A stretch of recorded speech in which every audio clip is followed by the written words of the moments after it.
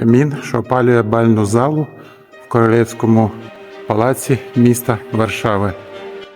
Тут відбувалися бальні церемонії королів Польщі. І це є два каміни, які опалюють цю залу.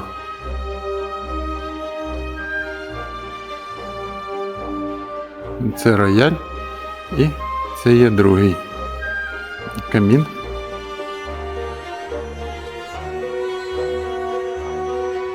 І ось така зала.